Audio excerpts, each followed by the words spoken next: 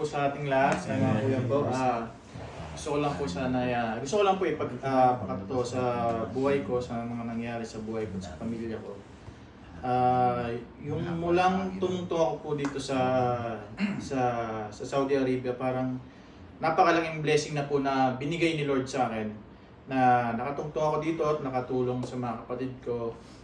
Wala man lang, di man lang naranasan ng mga magulang ko kung ano man yung nararanasan ko ngayon na maging maluwag po sa financial. Hindi po ganun kaluwag pero nakakaraos po dahil po sa biyaya po yan ni Lord. Amen. Ang gusto ko talaga ipakatotoo is yung paano kumilos si Lord sa buhay po namin, sa buhay po ng mga kapatid ko, na may pagsubok na po dumating sa amin na ng 2022 po is nawala po yung pang-apat po naming kapatid, yung kuya ko po, na hindi po alam ko anong nangyari, basta po na parang ang hirap po tanggapin kasi nandito ako sa abroad na hindi ko man po siya nakita.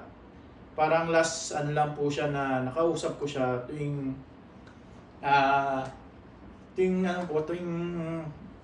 sa mga kapatid ko po kasi siya lang po kasi yung tumatawag po sa akin. Kasama yung niya, pamangkin kong babae yung bunso niya. Bali parang ang hirap po sa akin kasi na naranasan ko po yung pagsubok na gano'n, na ang hirap po pala na pagiging isang OFW na may nawala ka isang pamilya na hindi mo man lang makita ng harapan Pero sabi ko nga po is siguro yun lang po yung destiny ni Lord na sa kanya, na ano ang mangyari is tuloy pa rin po ang buhay. Amen. Kasi hindi naman po natin talaga ang buhay natin is talagang kung kay Lord po tayo is kay Lord po talagang punta po natin. Ayun lang po, kung yung mga pagsubok po na dumating sa amin, dumating po sa akin dito po sa napakalaking blessing na po kasi hindi niya po ako pinabayaan. Parang sabi nga po is God is fighting for us. Amen. Na kahit ano pong mangyari, ano pong mga pagsubok na dumating sa atin is always victory po. Ano man pong mga pagsubok, ano mga kalaban is always victory kasi nandyan po si Lord sa atin. Kasi ginagabayan niya po tayo at napakalaking ito pong mga pagsubok na ito dumating sa 2023 po is napakalaking blessing na po na binibigay niya po sa akin kasi sa ngayon ako na po ang tumatayo pong isang pati pamilya po sa iwan po ng kapatid ko.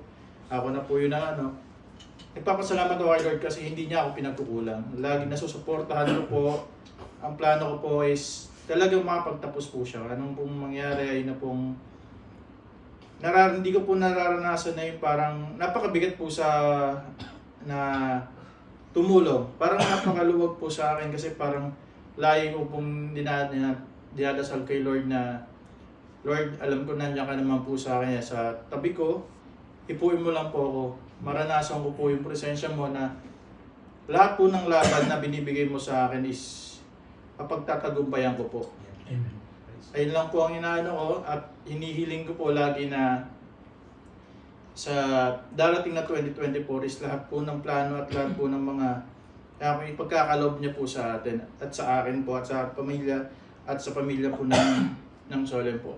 Lahat pong tinatanong isa sa tagumpay po ng bawat isa po sa atin na lagi lang po tayong kumapit kay Lord at mararanasan po natin yan at mararamdaman po natin hindi po tayo nag-iisa. Lagi po siyang nandyan. Yun lang po.